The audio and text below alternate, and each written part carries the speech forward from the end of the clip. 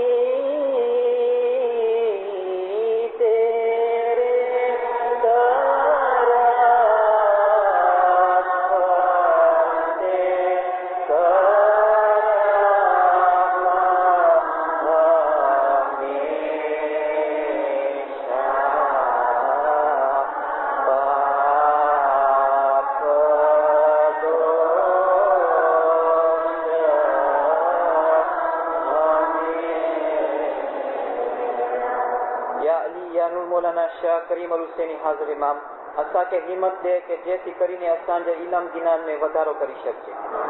یا مولا اسا کے ہن علم گنان سی دھرم کی سچی سمجھ حاصل کیے ان سی تو رحم انے کرپا کریش. یا مولا ہن علم گنان تھکی انے دھرم کی سمجھ تھکی اسان جے ایمان میں وڌارو تھے انے اسان جو ایمان پہاڑ جیرو مضبوط رہے ایری رحم انے فضل کریش. یا مولا اسا کے تو جے چھتر چھائے ہیٹر ہر ہمیشہ سکھی انے سلامت رکھیش. آمین.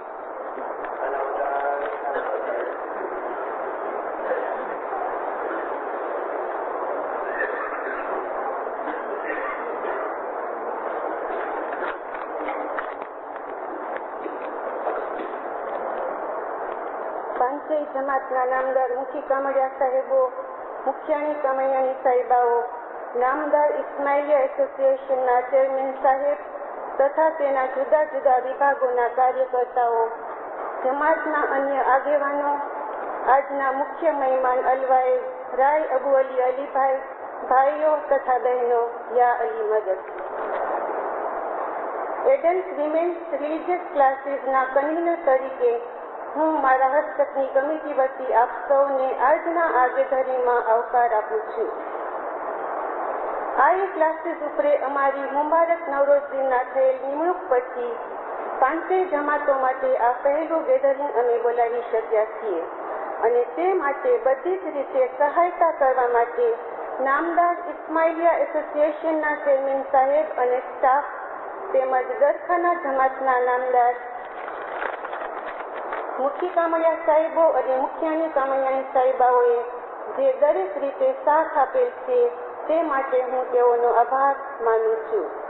અને સૌથી વિશેષ અમારા આમંત્રણને માન આપી અલવાઇઝ રાય અબુ અલી અલીભાઈએ આજના વિવેચન માટે પોતાનો સમય આપેલ છે તેમજ જમાતી દિનદારો પણ પોતાના સમયનો ભોગ આપી જ્ઞાન સંપાદન કરવા આવેલ છે તે સૌનો હું આભાર માનું છું. એડલ્ટ વિમેન્સ રિલિજિયસ ક્લાસીસની કાર્યવાહીથી તો તમે સૌ પરિચિત છો.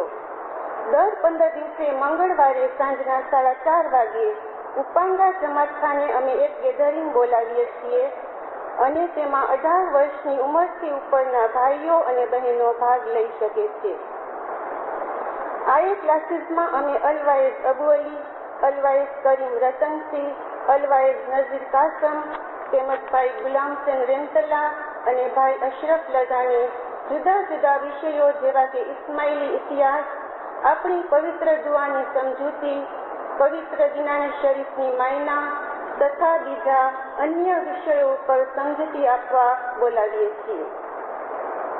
ભૂતકાળમાં પણ બીજા અન્ય રસદાયક વિવેચનો અમારાથી પહેલાની કમિટીઓએ ગોઠવેલ હતા અને ઇન્શાલ્લાહ અમે પણ અમારી યથાશક્તિ પ્રમાણે આ ક્લાસીસને વધુ ઇન્ટરેસ્ટિંગ બનાવવાની પૂરી કોશિશ કરશું. આજે 5 જમાતની બહેનો અહીં હાજર હોવાથી હું તેઓને ખાસ રિક્વેસ્ટ કરું છું કે આ ક્લાસીસનો તેઓ પૂરેપૂરો લાભ લે અને પોતાના ધાર્મિક જ્ઞાનનો વધારો કરે. આ ક્લાસીસમાં વખતસર પહોંચવા માટે દર ખાનેથી દરેક જમાતખાને બસની સગવડ કરી આપવામાં આવેલ છે. તો બહેનો આ સુંદર તકનો લાભ લે. જમાતના રિટાયર્ડ ભાઈઓ પણ આ ક્લાસીસનો લાભ લે તેવી અમારી રિક્વેસ્ટ છે. ઉપાંગા જમાતખાને મંગળવારની અમારી રેગ્યુલર ક્લાસીસ માટે બધી જ રીતે સહાયતા કરવા માટે ઉપાંગા જમાતખાનાના નામદાર મુખી કામળિયા સાહેબો, મુખિયાણી કામળિયાણી સાહેબાઓ, લેડીઝ સફાઈ કમિટી, દરેક વખતે ચાય બનાવનાર અને પીરસનાર ઉમેદવાર બહેનો તથા દરેક વખતે બિસ્કિટ્સની ઉમેદવારી બદલ લાખાણી ફેમિલી અને દરેક વખતે ટ્રાન્સપોર્ટની સગવડ કરી આપવા બદલ દરખાનાના નામદાર મુખી કામળિયા સાહેબોનો હું ધન્યવાદ સાથે આભાર માનું છું. તમારો વધુ સમય નહીં લેતા હવે હું અલવેઝ રાય અબુ અલી અલીભાઈને રિક્વેસ્ટ કરું છું કે તેઓ તેમનું વિવેચન શરૂ કરે. તેમજ આપ સૌનો ફરીથી આભાર વ્યક્ત કરું છું.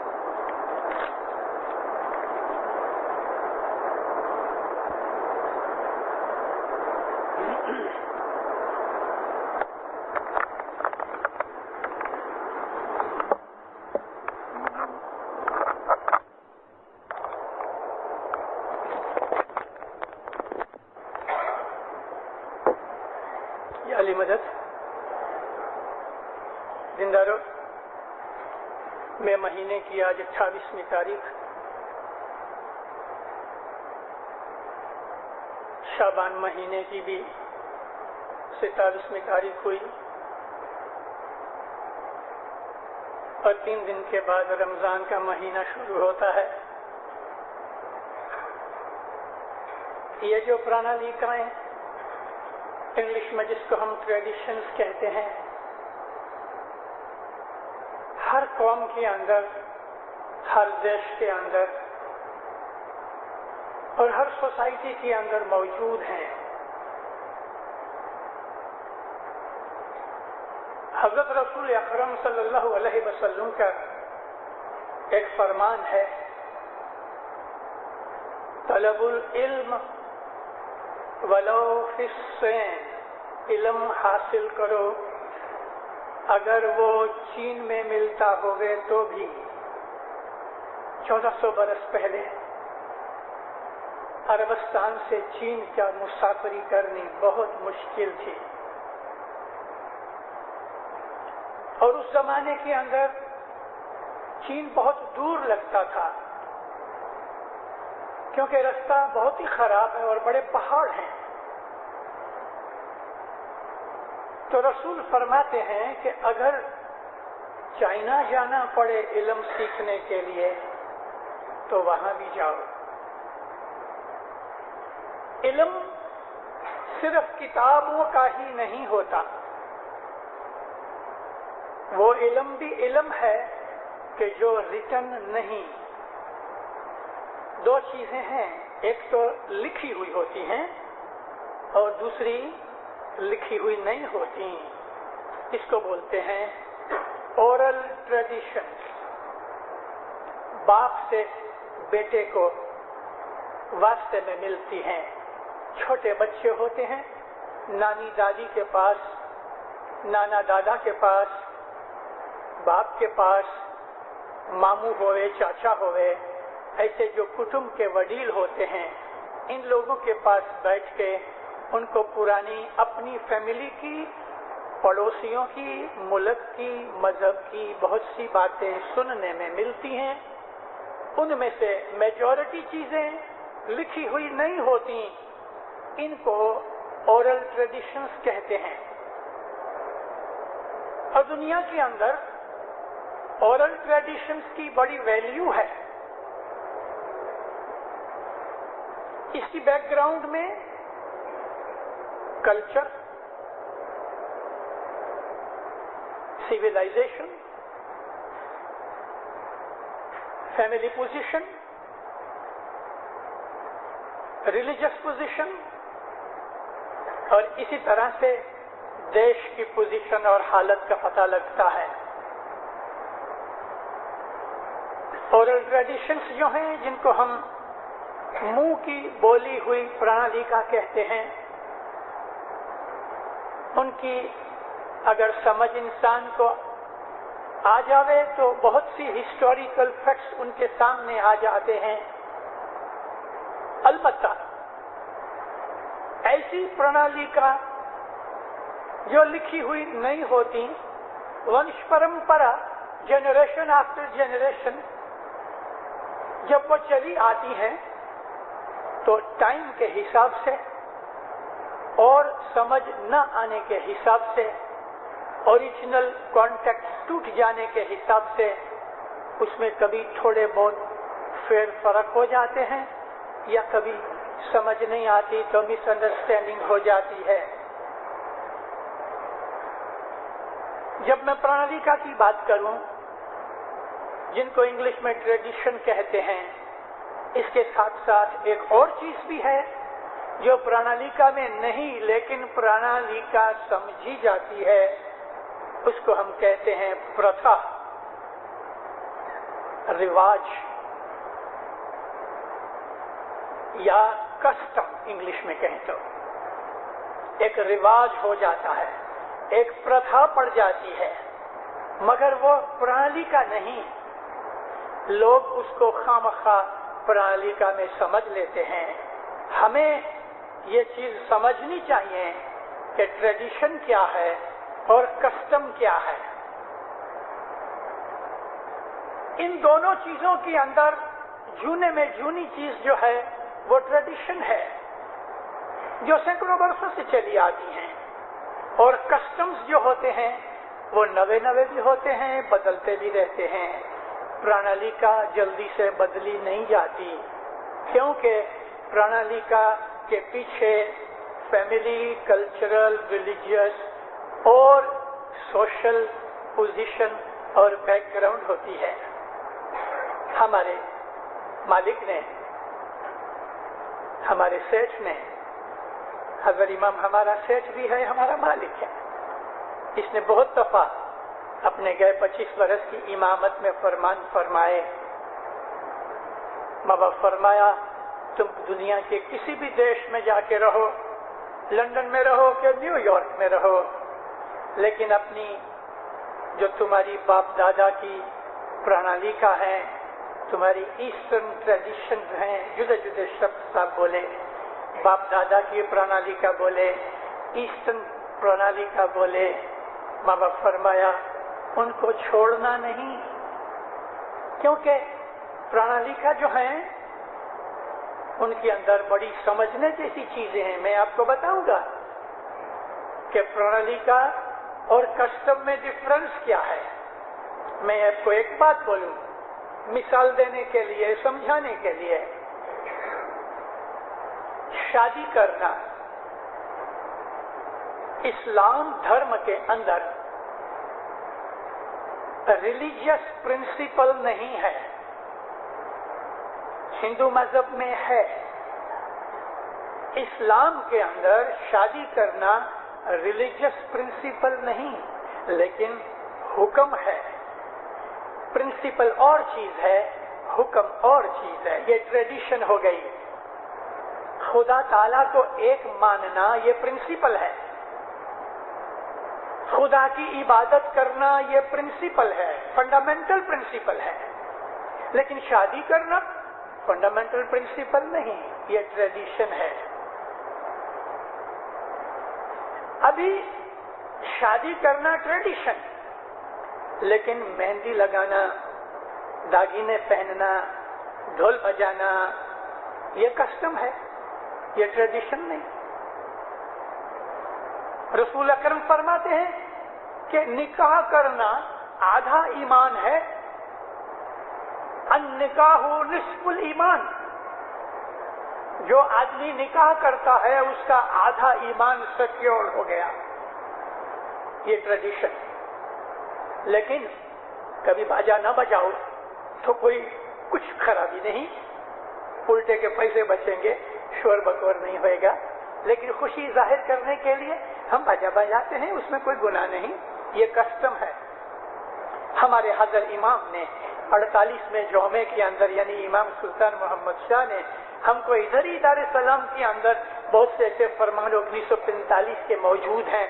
बाबा फरमाया शादियों के अंदर खर्चा कमती करो, खर्चा कमती करो, ये बाजा गाजा खिलाना पिलाना मौज शौक बत्ती वगैरह सब फरमाया फजूल खर्चे हैं, ये कस्टम है, इसको कभी तुमने बंद कर दिया तो कुछ खराबी नहीं। लेकिन इमाम जब भी किधर गए माँ बाप फरमाया देखो जवान लड़के लड़कियां शादी करो, ये ट्रेडिशन है, शादी करना ट्रेडिशन है। लेकिन शादी की और बहुत सी चीजें हैं, वो कस्टम है। अब हमारी ट्रेडिशंस जो रिलीजियस ट्रेडिशंस हैं, मैं 79 की वर्ल्ड ट्रिप के बाद जब इधर आया तो इधर आके मैंने 5-7 वाइजें की थी दार सलाम के अंदर, उधर के फरमान भी सुनाए और मैंने जमात को अर्ज की कि हजरत इमाम 79 में 1 सितंबर 79 से लेकर 7वीं तक 7 रोज हर रोज उधर आते थे ओलंपिया हॉल में, और माँ बाप फरमान करते थे, सुबह भी आता था दोपहर को भी आता था, लेकिन हर रोज उसने ये फरमान जरूर किया कि मेरे रूहानी बच्चों तुम अपनी प्रणाली का मत छोड़ना, तुम अपनी प्रणाली का मत छोड़ना, हर रोज फरमान किया, 2-2 दफा किया।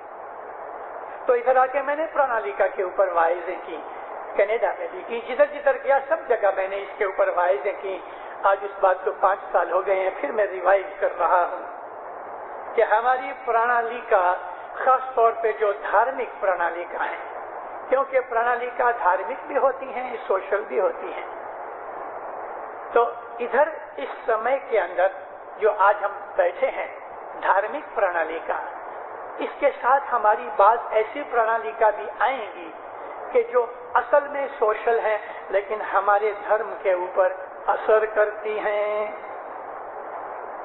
तो मैं आपको जिक्र करूंगा और उसके बाद फिर कुछ जो सवाल आए हुए हैं मैं सवालों के जवाब दूंगा। तो दीनदारों, मैंने आपको अर्ज की कि धर्म के फंडामेंटल प्रिंसिपल्स, इस्लाम धर्म के प्रिंसिपल्स में ये है कि खुदा ताला की तौहीद, यानी अल्लाह एक है, उसका कोई भागीदार नहीं, उस जैसा कोई दूसरा नहीं, वो बिल्कुल अकेला है। ये फंडामेंटल प्रिंसिपल है। अब दूसरा प्रिंसिपल ये है कि नबूवत को माना जाए कि खुदा ताला ने दुनिया में इंसानों की भलाई के लिए, उनकी गाइडेंस के लिए नबी भेजे, तो दूसरा प्रिंसिपल नबूवत का आया। अब हम शिया हैं तो इसलिए तीसरा प्रिंसिपल इमामत है। सुन्नी भाइयों के अंदर इमामत का प्रिंसिपल नहीं है, लेकिन मैं अपने हिसाब से चल रहा हूं, दूसरों को बाहर से लाने की जरूरत नहीं। तो हमारा तीसरा प्रिंसिपल इमामत है। तो चौथा प्रिंसिपल ये है शिया मजहब के अंदर कि खुदा है वो आदिल है, अदल जिसको कहते हैं, जस्टिस। खुदा किसी पर जुल्म नहीं करता, खुदा किसी की पक्षपात नहीं करता, खुदा किसी की नेकी को बर्बाद नहीं करता, इसको अदल कहते हैं। ये जो अदल का प्रिंसिपल है बहुत समझने जैसा है। इस अदल के अंदर हमारे आमाल आते हैं, हम जिसको कर्म कहते हैं। लॉ ऑफ कर्मा जो है वो ये अदल है।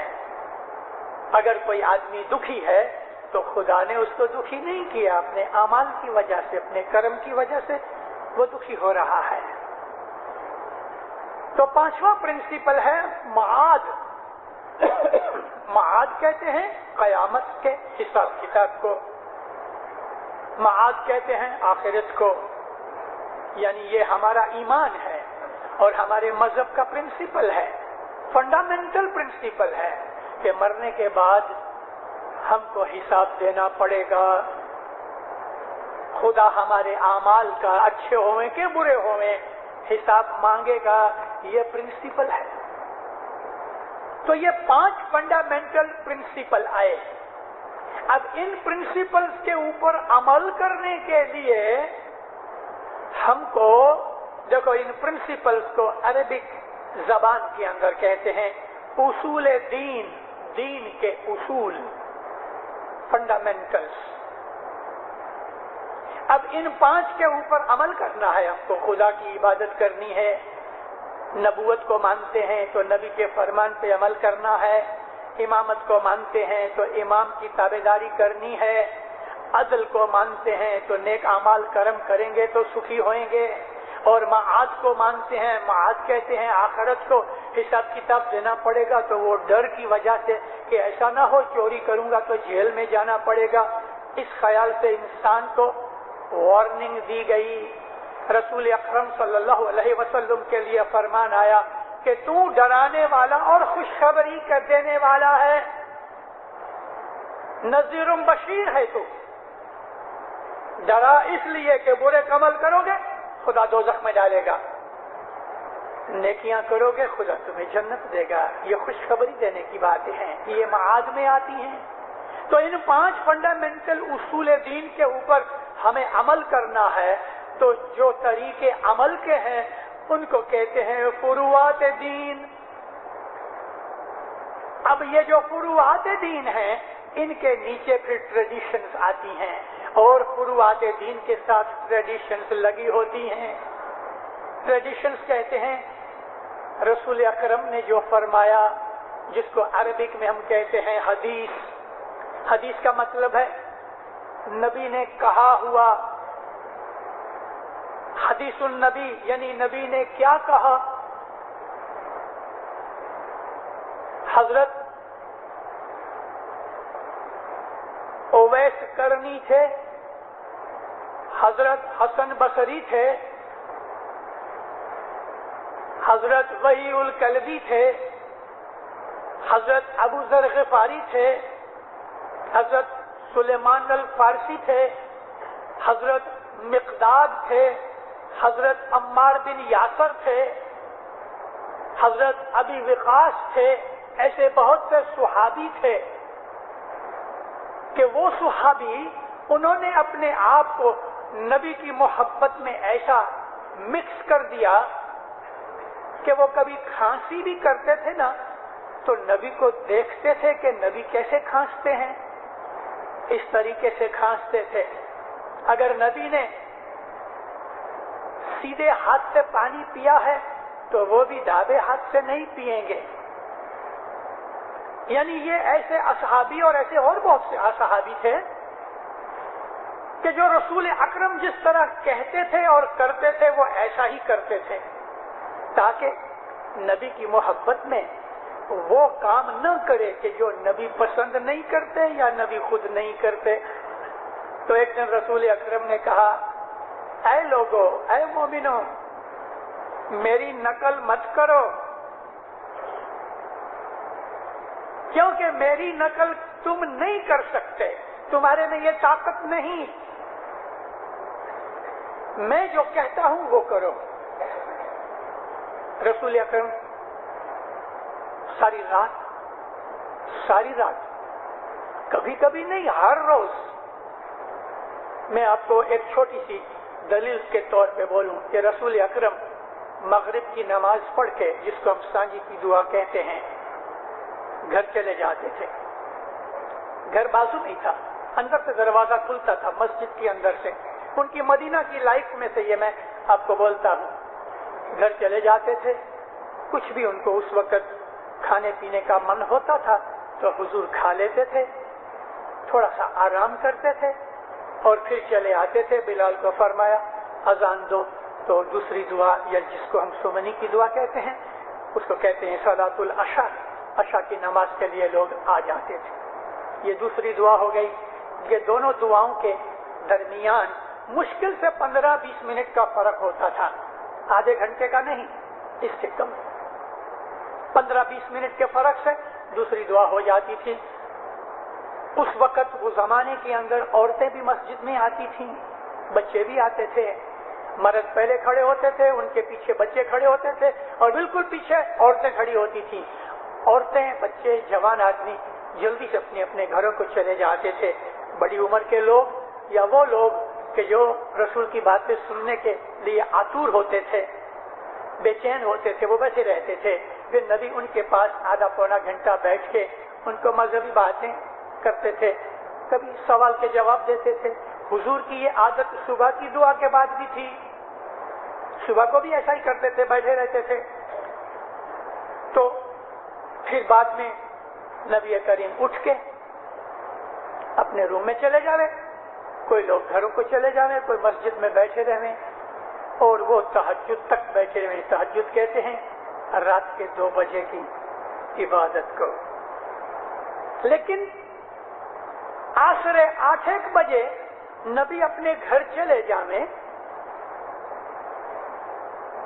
کھڑے ہو جائیں، وضو کرے، کھڑے ہو جائیں. دینداروں، ساری رات نبی کھڑے رہے. گرمی کا وقت ہوتا تھا تو رسول پاک کے بدن میں سے پسینہ نکلتا تھا اس طرح سے کہ جیسے کوئی آدمی حضور کے اوپر سر پہ پانی ڈال کے ان کو غسل کرا رہا ہے. اس طرح سے پسینہ نکلتا تھا، نیچے کی زمین تر ہو جاتی تھی. نبی جس روم میں رہتے تھے اس روم کے اندر مٹی کا فرش تھا، سیمنٹ وغیرہ چونا کچھ نہیں، چٹائی وغیرہ کچھ نہیں، مٹی کا فرش تھا. تو پسینے کی وجہ سے مٹی گیلی ہو جاتی تھی، کبھی کبھی حضور کا پاؤں پھسل جاتا تھا. دیوار کا ٹیکا لگا کے کھڑے رہتے تھے. جو عمر بڑی ہوتی گئی تو رسول اکرم کا وقت بھی زیادہ جاتا رہا عبادت میں، یہاں تک کہ عمر کے حساب سے، بڑھاپے کی وجہ سے، کمزوری کی وجہ سے اور ہر روز کھڑے ہونے کی عادت کی وجہ سے نبی کے پاؤں سوج جاتے تھے. تو حضرت بی بی عائشہ ایک دن کہتی ہے، یا نبی، آپ تو نبی ہیں، خدا کے پیارے ہیں، آپ اس کے حبیب ہیں، وہ آپ کو دوزخ میں کبھی نہیں ڈالے گا، آپ اتنی عبادت کرتے ہو. تو نبی کہتے تھے، اے عائشہ، جنت اور دوزخ تو میرے قبضے میں ہے. میں جنت اور دوزخ کی وجہ سے نہیں، میں تو خدا تعالیٰ کی شکر گزاری کے اندر عبادت کرتا ہوں. اور اتنی عبادت جب دوسرے صحابی نقل کرنے جاتے تھے تو بیمار پڑ جاتے تھے. نبی فرمایا، میں جو کہتا ہوں وہ کرو. تو اس کو کہتے ہیں حدیث. عصر 125 برس کے بعد حسن بصری نام کے ایک صوفی ہوئے. حسن بصری بڑے عابد تھے، ہم بہت دفعہ ان کا وکھان کرتے ہیں اور ہماری ستوینی کے اندر ان کا ذکر بھی ہے. لیکن حسن بصری نے زندگی میں ایک بھول کر دی کہ اس نے علی کی دشمنی کے لیے اپنے منہ سے کچھ لفظ کہہ دیے، اس لیے اب وہ ہماری دوستی میں نہیں رہے. بھلے بڑا صوفی ہو گئے تو کیا ہوا، لیکن اس کی ایک بات سنا. حسن بصری کے سامنے خربوزہ آیا. خربوزہ میلن، واٹر میلن نہیں، تربوز نہیں، چھوٹا سا ہوتا ہے، یلو کلر کا، کبھی کبھی اندر سے گرین بھی ہوتا ہے، بہت میٹھا ہوتا ہے، انگلش میں میلن کہتے ہیں. تو یہ خربوزہ، کوئی جگہ گئے تھے تو لوگوں نے ان کے سامنے خربوزہ رکھا. خربوزہ دیکھ کے کچھ بزرگ بیٹھے تھے، ان کو کہتے ہیں، بھئی ایسے کوئی حدیث جانتا ہے کہ نبی نے خربوزہ کھایا؟ تو کسی نے کہا، ہم کو پتا نہیں. کہتے میں نہیں کھاؤں گا، کیونکہ مجھے معلوم نہیں کہ رسول اکرم نے خربوزہ کھایا کہ نہیں کھایا، اس لیے میں نہیں کھاتا. بھلے کھایا ہوگے مگر مجھے معلوم نہیں کہ آپ نے کھایا. اس نے ساری زندگی خربوزہ نہیں کھایا. اسی طرح سے حضرت اویس کرنی جو تھے، انہوں نے ساری زندگی چپاتی نہیں کھائی، کیونکہ خود رسول نے ساری زندگی چپاتی نہیں کھائی. چپاتی سمجھتے ہیں؟ روٹلی، گاؤں کی روٹی چپاتی کہتے ہیں. نبی نے ساری زندگی چپاتی نہیں کھائی. حضرت اویس کرنی رسول کریم کے زمانے کے اندر تھے، انہوں نے ساری زندگی چپاتی نہیں کھائی. یعنی یہ محبت کی باتیں ہیں، یہ صوفیوں کی باتیں ہیں اور یہ ٹریڈیشنز میں آتی ہیں. دیکھو، آج کا سبجیکٹ ایسا ہے اور میں ایسے ذرے پہ آ گیا ہوں کہ اتنی باتیں مجھے یاد آ رہی ہیں. میں یہی سبجیکٹ کے اوپر بولتا رہا ہوں, 2-3 گھنٹے نکل جائیں گے. میں کٹ شارٹ کرنا چاہتا ہوں کیونکہ بہت سی چیزیں ہیں. کچھ چیزیں آج اگر رہ بھی جائیں گی تو انشاءاللہ دوسری دفعہ واپس اسی چیز کو یعنی سوالوں کے جوابوں کے لیے پھر ہم آئیں گے. لیکن آج میں آپ کو یہ ڈفرنس بتانا چاہتا ہوں. دیکھو, ایک ہے اصول دین, ایک ہے فروع دین, اور ایک ہے ہمارے مذہب کی روایات جس کو کہتے ہیں عربی میں, اور اس کو ہم کہتے ہیں پرانالیکا, ٹریڈیشنز. مسلمانوں کے اندر عام ہمارے مسلمان بھائی, خصوصاً سنی مسلمان بھائی جو ہیں, ان کا تو سارا دار و مدار, سارا آدھار ٹریڈیشنز کے اوپر ہی ہے. سارا آدھار ٹریڈیشنز پہ ہے. اور وہ بعض ایسی ٹریڈیشنز میں بھی پڑ گئے کہ جو ٹریڈیشنز میں نہیں آتی پھر بھی وہ ٹریڈیشنز میں لے رہے ہیں. میں آپ کو ایک مثال دوں. رسول اکرم رات کو یا دن کو کبھی دودھ نوش فرماتے تو دودھ میں آپ کو پتا ملائی ہوتی ہے, اور اونٹنی کے دودھ میں تو ملائی بہت زیادہ تھک ہوتی ہے. تو نبی صاحب کی مونچھیں لمبی تھیں تو حضور نے مونچھوں کو کم کر دیا. نبی صاحب مونچھیں چھوٹی چھوٹی رکھتے تھے. داڑھی حضور کی لمبی تھی, نوکدار داڑھی تھی. علی کی داڑھی گول تھی لیکن نبی کی داڑھی لمبی تھی اور نوکدار تھی. اب جتنے بھی دنیا بھر کے اندر خصوصاً طور پہ اہل حدیث سنی جو ہیں وہ ایسا ہی نبی کی نقل میں مونچھیں اس طرح سے صاف کر دیتے ہیں, داڑھی رکھتے ہیں. یہ ان کی ٹریڈیشن ہے. اب میں اپنی فیملی میں آؤں, اپنے اسماعیلی طریقے کے اوپر آؤں. ہمارے اصول دین کے اوپر عمل کرنے کے لیے میں نے آپ کے سامنے فروعات دین کی بات رکھی. ہمارے فروعات جو ہیں ان میں ایک تو یہ ہے کہ سب سے پہلے اپنی ایمان کی ڈکلیریشن کرو جس کو ہم کہتے ہیں کلمہ طیبہ. میں شہادت دیتا ہوں, گواہی دیتا ہوں کہ اللہ کے سوا کوئی عبادت کے لائق نہیں, اور میں شہادت اور گواہی دیتا ہوں کہ محمد اللہ کے رسول ہیں. اور یہ بھی میری گواہی اور شہادت ہے کہ مولا علی مومنوں کے امیر ہیں. جو علی اللہ میں سے ہیں, اللہ کے علی ہیں, یوں بھی سوچ سکتا ہے. تو یہ ہے ہمارا کلمہ اشہد ان لا الہ الا اللہ واشہد ان محمدا رسول اللہ واشہد ان امیر المومنین علی اللہ.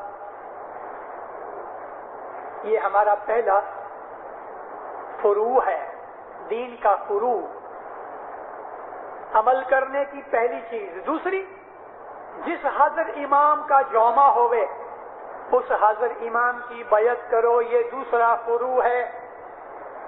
اور جس آدمی نے بیعت نہیں کی بھلے وہ کلمہ بھی پڑھ رہا ہے مگر بیعت نہیں کی تو وہ اسماعیلی طریقے کے باہر ہے, وہ اسماعیلی نہیں. اس لیے ہمارے اندر یہ ایک پرنالی کا ہے اور لازم پرنالی کا ہے, اس پہ عمل کرنا چاہیے کیونکہ وہ فروع دین کے ساتھ ملا ہوا ہے کہ جب بھی ہمارے گھر میں کوئی بچے کا جنم ہوتا ہے تو چھٹی منڈاتے وقت ہم اس کی بیعت بھی مکھی کے ہاتھ سے کراتے ہیں. یہ ہماری پرنالی کا ہے اور یہ پرنالی کا کبھی چینج نہیں ہو سکتی. کیوں کہ فروع کے ساتھ لگی ہوئی ہے. کوئی بھی بچہ نہیں رہ سکتا بیعت کیے بغیر, اس کی ماں یا اس کا باپ. خدا نہ کرے کبھی ایکسپشنل کیسز کے اندر ایسا ہو جائے کہ اس کے جنم سے پہلے باپ گزر گیا اور جنم کے وقت ماں گزر گئی, اب بچہ اکیلا رہ گیا, تو جو نیئرسٹ بلڈ ریلیٹو ہے جیسے کہ دادا ہے, جیسے کہ بہن ہے, بھائی ہے, وہ اس کو مکھی کے پاس لے جاوے. مکھی کے پاس ہے, مکھیانی کے پاس نہیں, کامڑیا کے پاس نہیں, کامڑیانی کے پاس نہیں, مکھی کے پاس. حکم حاکمین ایسا ہے, جا کے اس کی بیعت کراؤ. یہ ہماری ٹریڈیشن ہے, یہ پرنالی کا ہے. اس کے بغیر وہ بچہ اسماعیلی مذہب میں داخل ہی نہیں ہو سکتا. تو یہ ہمارا دوسرا فروع ہے. اب یہ بیعت کی بات نکلی تو میں ایک بات اور بھی آپ کو ساتھ کہہ دوں کہ 18 برس کی عمر ہو جائے تو افریقہ کے اندر ہمارے کانسٹیٹیوشن میں ہے کہ مکھی کمڑیا کے سامنے جا کے 18 برس جس کو پورے ہو جاوے، لڑکا ہوئے کہ لڑکی، وہ مکھی کمڑیا کے سامنے جا کے ایک فارم کے اوپر ایلیجنس فارم کہتے ہیں اس کو سائن کرے. یہ ہمارے کانسٹیٹیوشن میں ہے. تو یہ بھی پرانالیکا ہے. اور اسی طرح سے ہماری پرانالیکا میں یہ ہے، میں نے امام سلطان محمد شاہ کے زمانے کے اندر، کیونکہ میرا جنم امام سلطان محمد شاہ کے ٹائم پہ ہوا، تو مولا کے ٹائم کے اوپر ہوا. میری بیعت میرے ماتا پتا نے کرائی، لیکن اس کے بعد میں نے بھی خود بہت دفعہ بیعت کی، لیکن پھر حضرت امام کی بیعت بھی کی، مولانا حضرت امام کی بیعت بھی کی. لیکن اگر میں چاہوں تو 10 دفعہ بھی بیعت کر سکتا ہوں. یہ بھی ہماری پرانالیکا میں ہے. امام کی بیعت ہونی چاہیے. امام سلطان محمد شاہ نے اپنا جامع پورا کیا تو نوے امام کے بیعت ہونی ہی چاہیے. یہ پرانالیکا ہماری. اگر سلطان محمد شاہ کے ٹائم کی بیعت کی ہوئی ہے اور حاضر جامع کی جو بیعت نہیں کی تو وہ آدمی اسماعیلی مذہب کے اندر نہیں رہتا. اس کو حاضر امام کی بیعت کرنی چاہیے. یہ پرانالیکا ہے ہماری. پھر ایک سے زیادہ دفعہ کرو، آپ کی خوشی. تیسری فروع دین یہ ہے کہ میں آخری دنیا میں کدھر بھی جاؤں، چاہے وہاں جماعت خانہ ہوئے یا نہ ہوئے، میں نے وعدہ کیا امام کے ساتھ کہ تیرا فرمان مانوں گا، تو مجھے 3 وقت کی دعا پڑھنی ہی چاہیے. یہ ہماری فروعات دین میں سے تیسرا نمبر کی بات ہے. اور دعا پڑھنا چاہیے. ابھی ہم کو ہماری ٹریڈیشن میں یہ کہا گیا ہے، ہمارے دوسرے سنی مسلمان بھائیوں کے اندر یا دوسرے مسلمان بھائیوں کے اندر یہ ہے کہ کبھی دعا کا یعنی نماز کا وقت ہو گیا، مثال 6:45 بجے نماز ہوتی ہے اور وہ آدمی 6:45 بجے کسی ایسی جگہ ہے کہ مسجد میں نہیں پہنچ سکا، نماز نہیں پڑھ سکا، تو وہ کیا کرے گا؟ رات کو گھر جا کے اپنی نماز پڑھے گا اور 2 رکعتیں اور زیادہ پڑھے گا. لیکن ہماری پرانالیکا یہ ہے کہ تم 6:45 بجے کدھر بھی ہو، دریا کنارے پہ ہو اور 6:45 بج گئے، دعا پڑھ لو.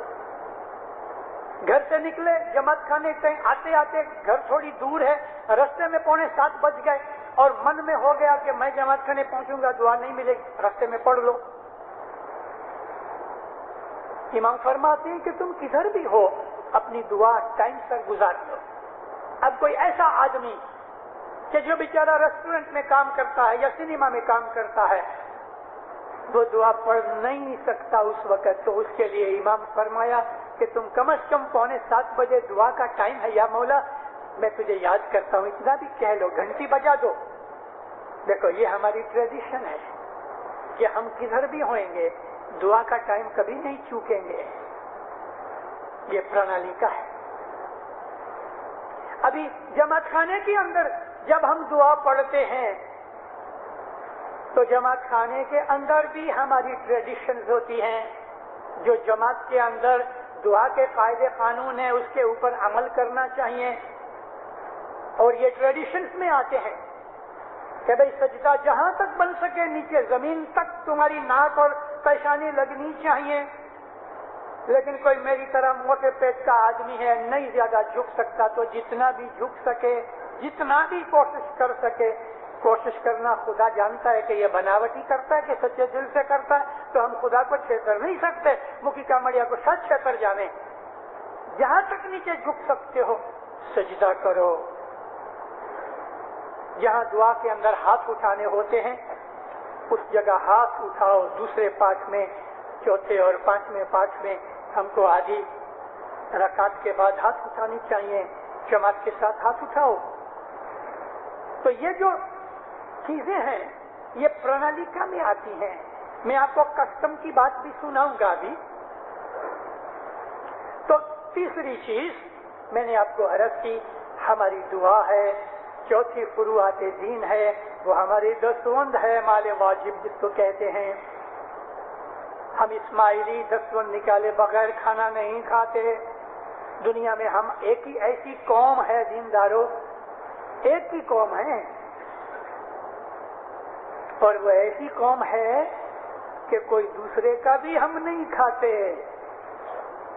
दूसरे का तो ठीक है, 1/4 वाले तो अपने सगे कुटुंबियों का भी खाने से पहले ध्यान करते और हिसाब करते हैं कि मेरे ये 1/4 में से मुझे कितना निकालना चाहिए। जहां तक बन सकता है हम दूसरों का खाना नहीं खाते, क्योंकि दूसरों का खा के अपने ऊपर कर्जा चढ़ाने की बात है।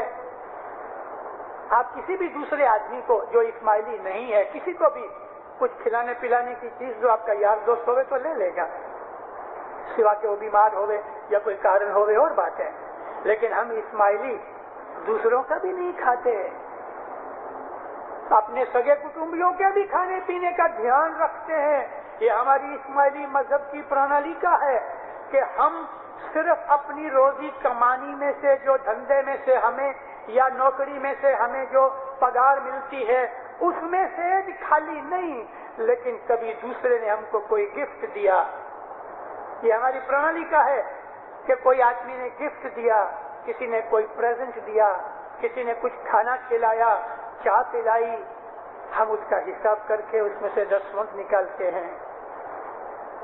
हम इस्माइली बहुत प्योर लोग हैं, लेकिन अफसोस कि हमने अपने इस्माइली मजहब को समझा ही नहीं। हर संडे को काउंट हुसैन भाई नासर शरीफ के उधर हम थोड़े से आदमी जमा होते हैं, मजहब की बातें आती हैं, धार्मिक सवाल आते हैं, तो काउंट साहब की रहमत है, मेहरबानी है उनकी, वो हमको कुछ रिफ्रेशमेंट्स देते हैं, चाय पानी पिलाते हैं। तो उस वक्त भी जो अच्छे इस्माइली हैं वो हिसाब करते हैं कि 2-3 शिलिंग का केक खाया, 2-3 शिलिंग की चाय पी, तो ये 5-6 शिलिंग का खाया, इसमें से वो 1 शिलिंग या 80 सेंट रात को जमात खाने में डाल देवे। सिर्फ आपके जो ब्लड रिलेटिव्स हैं, माँ बाप, सगे बहन भाई, मियाँ बीवी, इनकी रोजी कमानी के अंदर से आप इनके घर जाके खा पी आओ, आपके ऊपर कोई बोझ नहीं। भाई के घर जाओ, खा आओ, बाप के घर, माँ के घर, बीवी के घर पे, शौहर के घर पे बीवी खाती है। तो ये जो है ना ब्लड रिलेटिव्स के खाने पीने के ऊपर कोई भार नहीं, लेकिन दूसरों का खाओ, उसमें से दसवंत निकालो, ये हमारी प्रणाली का है। हमको पीरों ने फरमान किए हैं इसकी बाबत में। तो मैं आपको अर्ज कर रहा था कि ये हमारी चौथी प्रणाली का है। 5वीं प्रणाली का ये है कि हम रोजा रखते हैं। जब भी रोजे की बात आई है, देखो दीनदारों, हम मुसलमान हैं और कुरान शरीफ के अंदर रमजान महीने के रोजे रखने का हुक्म है। गुरपीर सतगुर नूर ने, गुरपीर शम्मत ने, गुरपीर सगरदीन ने जब गुप्ती बनाए, वो लोग गुप्ती थे, बाहर हिंदू थे, अंदर इस्माइली थे।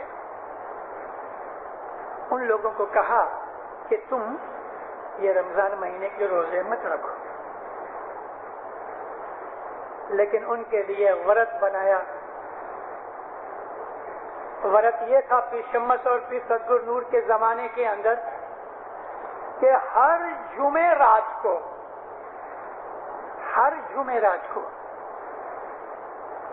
मैं बीच शुक्रवारी की बात नहीं करता हूं, हर जुमेरात को सुबह जमात खाने में, गुरुवार के दिन जमात खाने में सुबह नियाज पियो, सुकरीत खाओ और रोजा चालू करो।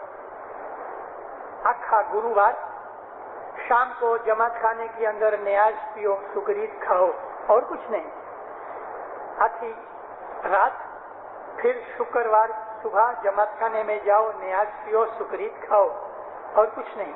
आखा शुक्रवार का दिन निकाल के शुक्रवार की रात को, सांझ को दुआ पढ़ के नियाज पियो, सुकरीत खाओ और अब गाया हम खुदा के ऊपर सलामती भेजते हैं। अंत सलाम اور قیامت کے دن جب مومنین خدا کا دیدار کریں گے، قرآن شریف میں لکھا ہے، تو وہ مومنین خدا کو کہیں گے سلام. سلام کا مطلب ہے پیس، شانتی، اور خدا سے زیادہ کوئی دوسری شانتی نہیں. تو یہ جو صلوات ہے وہ محمد پہ اور اس کی آل کے اوپر ہے. اس کا ثواب ہم کسی کو بھی ٹرانسفر کر سکتے ہیں. خدا نہ کرے کوئی ہمارا سگا کتبی، ہمارا یار دوست دکھ تکلیف میں ہے، تو میں صلوات کی تسبیحیں پڑھ کے اس کا ثواب اس کو دوں کہ اے خدایا صلوات کے ثواب کے بدلے تو اس کی مشکل دور کر دے. یہ تو یونیورسل چابی ہے صلوات. اسلام کے اندر سورۃ الفاتحہ جو ہے الحمد کی سورت، کوئی آدمی جب گزر جاتا ہے تو اس وقت بھی فاتحہ پڑھتے ہیں، بیاہ شادی ہوتی ہے تو بھی فاتحہ پڑھتے ہیں، کوئی میٹنگ وغیرہ کی اوپننگ ہوتی ہے اس وقت بھی فاتحہ پڑھتے ہیں، اور میٹنگ جب خلاص ہو جاتی ہے تو بھی فاتحہ پڑھتے ہیں. اب وہ فاتحہ کیا ہے؟ خدا تعالیٰ کا وکھان ہے، اس کی ربوبیت کا ذکر ہے. اسی طرح سے صلوات جو ہے وہ محمد اور محمد کی آل کے اوپر ہے، اور اس کا جو ثواب ہوتا ہے وہ ہم اپنی مشکلوں کے لیے بھی رکھتے ہیں. مولانا سلطان محمد شاہ کا فرمان ہے کہ جو آدمی گزر گیا ہے تم اس کی روح کے لیے صلوات پڑھو. اس سے طرح مرنے والے کو نجات ملتی ہے، مکتی ملتی ہے. صلوات پڑھنے سے دکھ دور ہوتے ہیں. اور آپ صلوات کی ایک تسبیح نکال کے کہو یا مولا یہ صلوات کی تسبیح میں نے نکالی ہے، تو رحمت کر کے اس کو قبول کر، اس کے ثواب کے بدلے میں میرا یہ دکھ دور کر دے. محمد اور آل محمد کے بدلے میں میرا دکھ دور کر دے. محمد اور آل محمد کی خاطر ان کے نام کے لیے میرا یہ دکھ دور کر دے. واسطے ڈالو خدا کو. تو صلوات ایک واسطہ ہے. خود حضرت رسول اللہ کی یہ بات تھی کہ جب بھی نبی مسجد میں پاؤں رکھے تو وہ کہتے تھے سلام علی محمد، محمد کے اوپر سلامتی ہوئے. خود کہتے تھے اور کہتے تھے مومنوں کو کہ تم صلوات پڑھا کرو. اور ہم لوگ یہ دیکھو ہماری پھر ایک پرنالیکا کی بات آ گئی. جیسے ہی ہم نے جماعت خانے میں پاؤں رکھا ہم کہتے ہیں اے زندہ قائم پایا. جماعت بھائی کھڑا رہتا ہے ادھر، جماعت بھائی نہیں تو کوئی والنٹیئر کھڑا رہنا چاہیے.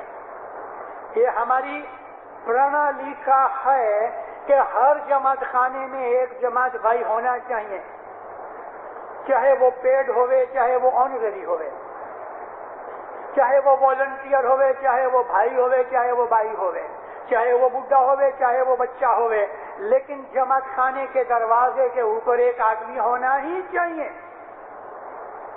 کہ وہ آدمی جماعت کو لیڈ کرے، کہے اللہ میرے اگیا ونو. ایک بڑے سے بڑی بدی اور خراب عادت ہمارے اوپانگا جماعت خانے کے اندر ہے. آپ آؤ نا اوپانگا جماعت خانے میں تو لوگ سب ادھر دیواروں کے اندر بیٹھے ہوئیں گے اور اندر فٹ بال گراؤنڈ کی طرح بالکل اوپن گراؤنڈ ہوئے گی. آگے آنے کے لیے کوئی تیار نہیں. یہ ہماری پرنالیکا کے ورودھ ہے. پرنالیکا تو یہ ہے کہ مکھی کا مڑیا کے پاٹ کے نزدیک جتنا آ سکو اتنا نزدیک آؤ اور ایک دوسرے کو پنجا دو. اور یہ اوپنگا جماعت خانے کے اندر ایک آدمی ادھر بیٹھا ہوتا ہے ایک آدمی ادھر بیٹھا ہے. ایسا نہیں ہے کبھی اٹھ کے تم اس کے پاس چلے جاؤ پنجا تو دے سکو، نہیں. معلوم نہیں اتنی سستی ہوتی کہ بات چھوڑ دو. ہم لوگوں کو اپنے مذہب کا پتہ نہیں. تو وہ جماعت بھائی باپا بیٹا بھائی اگیا ونو خود ادھر کھڑا رہتا ہے اور آنے والا جب ہی کہتا ہے زندہ تو کہتا ہے قائم پایا. آنے والا کہتا ہے میرا مولا زندہ ہے تو بولا ادھر حاضر ہے قائم پایا ادھر بیٹھا ہے. یہ ہماری پرنالیکا ہے اور ہر ایک اسماعیلی کو یہ چیز سیکھنی چاہیے. ہم کو پیروں نے کہا کہ جب بھی تم ہے زندہ پکارو گے تو اس وقت تم نے ایک ہاتھی حضرت امام کے اللہ رسول کے نام پر تم نے ایک ہاتھی بھیٹ دے دیا، سیکریفائس دے دی، چیریٹی میں دے دیا. اس کا جتنا ثواب ملتا ایک ہاتھی دینے کا اتنا ثواب تم کو ہے زندہ کہنے میں ملے گا. اور ایک گھوڑا تم دو گے اتنا ثواب تم کو قائم پایا کہنے میں ملے گا. یہ ہماری پرنالیکا ہے. اور بچوں کو سکھاؤ بہت زور سے بولنے کی ضرورت نہیں اور من میں بولنے کی بھی ضرورت نہیں، منہ سے بولو ہائے زندہ ضرور بولو. اور ادھر جماعت بھائی کھڑا ہوئے یا والنٹیئر کھڑا ہوئے، اس کا فرض ہے کہ وہ ہر آنے والے کو کہے، بھلے 1000 آدمی آوے تو 1000 دفعہ بولے قائم پایا قائم پایا قائم پایا. اور اندر جب اسٹیپ رکھو تو مکھی تک آتے آتے من میں صلوات پڑھو، اللہم صلی علی محمد وآل محمد، اللہم صلی علی محمد وآل محمد. من میں صلوات پڑھتے پڑھتے مکھی کے پاس جاؤ، دعا سے تھوڑی دیر پہلے آؤ اور پہلے آگے دعا کراؤ، پھر بیٹھو. سوا کے دعا چالو ہو گئی اور وقت نہیں ہے تو آ کے بیٹھ جاؤ، پھر 2 دعا کے بعد دعا کرانا. لیکن جو آدمی پہلے آئے اور ٹائم ہے، ہماری یہ پرنالی کا ہے کہ پہلے آ کے دعا کراؤ، گناہ کی معافی مانگ کے پھر بیٹھو، اور بیٹھ کے مولا کا شکر کرو، یا مولا بہت شکر گزار ہوں، آج میں جماعت خانے آیا ہوں، تیری رحمت ہے.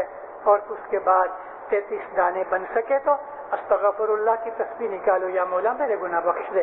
ادھر تو گناہ کی معافی منگوا لی، لیکن اب پھر بھی اپنے گناہوں کو یاد کر کے استغفر اللہ ربی واتوب علیہ. 33 دفعہ نہیں بنتا تو 14 دفعہ نکالو، 14 دفعہ نہیں تو 7 دفعہ نکالو، مگر 7 دفعہ ضرور استغفار کرو. یہ ہماری پرنالی کا ہے.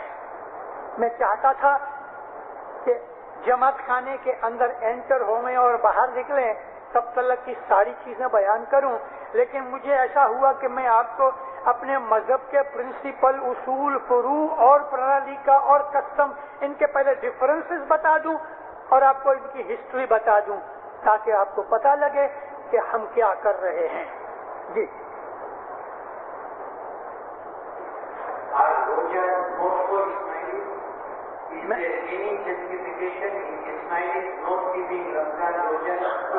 should they not be encouraged to do so in the light of our present efforts to mingle with other Muslims?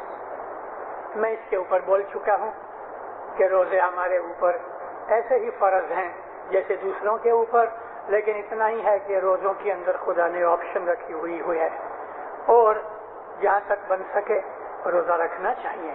ہم مسلمان ہیں اور ہم کو کبھی کسی پیر نے، کبھی کسی امام نے کہیں بھی کبھی منع نہیں کیا، کبھی نہیں کہا کہ تمہارے اوپر روزے لازم نہیں ہیں، کبھی نہیں کہا، کبھی نہیں کہا.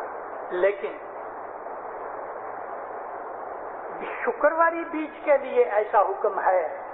اگر حضر امام گاؤں میں ہوئے اور شکرواری بیج ہوئے تو امام کہتا ہے آج تم روزہ نہیں رکھنا کیونکہ میں گاؤں میں ہوں، اور وہ روزہ ہم کو بخش دیتا ہے، معاف کر دیتا ہے. رمضان مہینے کے روزے رکھو، زندہ رہو، ہمارے فائدے کی بات ہے.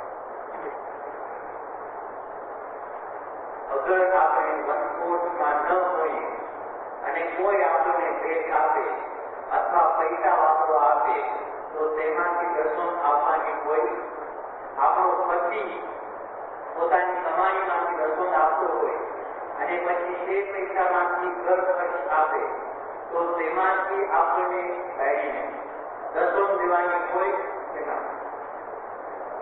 اگر وائف 1/4 میں نہیں تو اس کے اوپر دستبند لاگو نہیں ہوتی.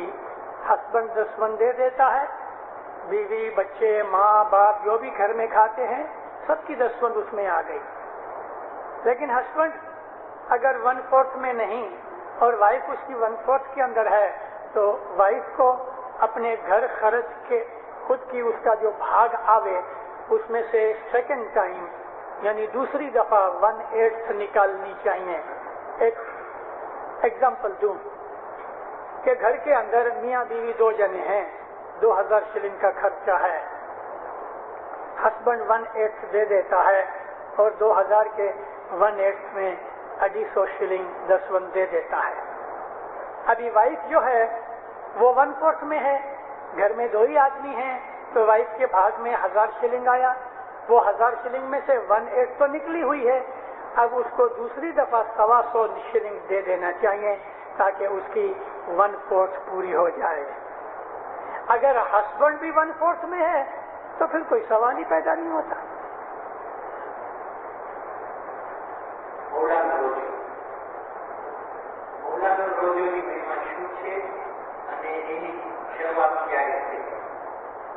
रसूलुल्लाह के ज़माने से ये रोज़ा चला आता है। ये रोज़ा है, नफल का रोज़ा है, और आम तौर पर नबी के ज़माने में औरतें ये रोज़ा रखती थीं। और ये रोज़ा जो है ये सवा पोहर का है। सवा पोहर यानी लगभग 3.5 पौने 4 घंटे होते हैं। सूरज निकले उसके बाद, जैसा मानो कि भाई 6 बजे सूरज निकलता है तो लगभग 9:45 बजे ये रोज़ा छूट जाता है। इसको नफल का रोज़ा कहा जाता है। हर चांद के महीने की 7वीं तारीख को ये रोज़ा रखती थी बाइयां, इसलिए नाम पड़ गया सत्य माँ। पर ऐसी कोई बाई नहीं थी कि जिसका नाम सत्य माँ था।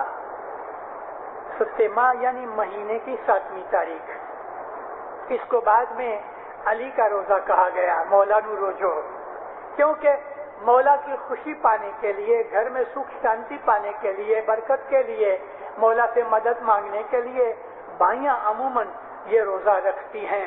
हाँ, मर्द भी रखते होंगे बाइयों के झगड़े से बचने के लिए, वो भी रोज़ा रखे, कोई बात नहीं है। लेकिन ये रोज़ा फर्ज में नहीं, मैंने कभी नहीं रखा, मेरी वाइफ रखती होगी, मगर मुझे कोई इस रोज़े के अंदर कुछ नहीं। ये एक हमारी प्रणाली का है और मजहब के उसूलों में के फुरुआत के अंदर से नहीं, मानता है। मानता यानी मिन्नत है। जैसा कि मुश्किल आसान का सताड़ा या 1.25 शिलिंग मुश्किल आसान की तस्बीह हम एक मिन्नत करते हैं। कोई को तकलीफ आती है, 7 दिन मीठी दुआ की हम मिन्नत करते हैं। मुखी का मरिया कभी अनाउंस करते हैं, अल्लाह मेरे गांव के अंदर बीमारी बहुत है, 7 दिन मीठी दुआ लेके आना या 1 दिन मीठी दुआ लेके आना।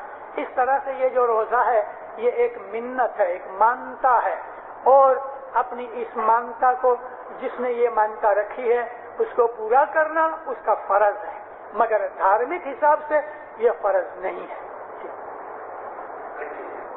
રોજાની મસ્તમાં ઘરેથી ભેગ જવાની કે પછી ભેગની બક્ષાણીની જે પ્રથા છે તેનો મહિમા શું છે? અને શુક્રવારની બીજ ફરજિયાત હોવાથી બક્ષાવી શકાતી નથી, તો મોલાનો રોજો બક્ષાવી શકાય કે નહીં? જો બક્ષાવી શકાય તો ક્યાં સંજોગો? शुक्रवारी बीज 12 कलाक की वो बख्शी नहीं जाती, तो ये 1.25 कलाक की कहाँ से बख्शी जाएगी? इसकी बख्शामनी नहीं है। ये रोजा रखो रखो। मगर ये देव की बात, जो कि देव की प्रथा इंडिया में शुरू हुई। मैंने कहा कि ये रोजा तो रसूलुल्लाह के जमाने में बाइयां रखती थी, मगर देव की प्रथा इंडिया में शुरू हुई और उसकी स्टार्टिंग कहीं भी हमको मिलती नहीं। इसके लिए मैं आपको लाजम तौर पे कह नहीं सकता कि इसकी स्टार्टिंग कभी हुई। इतना जरूर है कि ये घुघरी शम्स के जमाने के अंदर और मीठे चावल थे, तो हो सकता है कि शम्स के जमाने के अंदर चली होवे। हिंदुस्तान की सबसे जूनी जो जमात थी वो जमात गुजरात के अंदर सदगुरु नूर के जमाने की, और दूसरी सेकंड जो जूनी जमात है तो वो पंजाब की है, पिशम्मस की बोधी हुई। पिशम्मस के जमाने के अंदर से ये चीज चली आती है, लेकिन हिस्ट्री के अंदर इसकी शुरुआत कब हुई, कैसे हुई, उसका कुछ पता नहीं लगता। तो मैं भी इस बात के अंदर अशक्त हूँ, आपको कह नहीं सकता। लेकिन देग घर से पका के लाने की जरूरत नहीं। मुखी कमरिया जो जमात खाने में ले आते हैं उसके ऊपर दुआ करा लो और अपनी मन मुराद उसके अंदर हम डाल सकते हैं, तो हो जाती है। लेकिन मीठे चावल हमारी प्रणाली का है, इसके अंदर मीठे चावल करते हैं। और फागुन महीने के अंदर जो शंबा आता है वो शंबा भी किया जाता है, क्योंकि वो बरस की आखिर होती है, लगभग मार्च अप्रैल के अंदर होता है वो, या फरवरी में होता है। तो शंबा जो है, शंबा कहते हैं शनिवार को, शंबा कहते हैं एंड ऑफ द वीक। और हजरत इमाम सुल्तान मोहम्मद शाह दर शंबे की तख्तपोशी कबूल किया करते थे, एंड ऑफ द वीक। तो इस तरह से शंबा का मतलब है छेला 12 महीने के अंदर फागुन महीने में आया हुआ जो 7वीं का मौला के रोजे का दिन होता है, उस दिन थोड़ी ज्यादा धूमधाम करते हैं। मगर ये सब हमारी प्रणालिका में है, हमारे उसूलों में या फुरुआत के अंदर नहीं। یعنی یہ ہر ایک اسماعیلی کے اوپر فرض نہیں، پر جو آپ نے اس کی ٹیک لی ہے، مانتا کی ہے، تو دینداروں اپنی مانتا پوری کرو.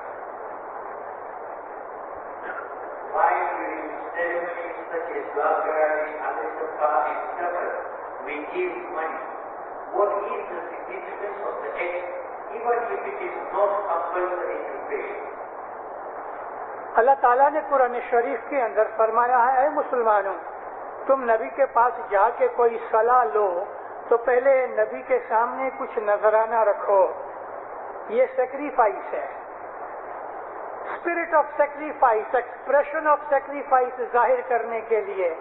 وہ آدمی کہ جو روزی کماتا ہے وہ کہیں بھی اپنے حضرت امام کے طرف سے جو کچھ بھی اپنے مذہب کی ریت رسم رواج وغیرہ بنی ہے تو وہ سیکریفائس کرتا ہے.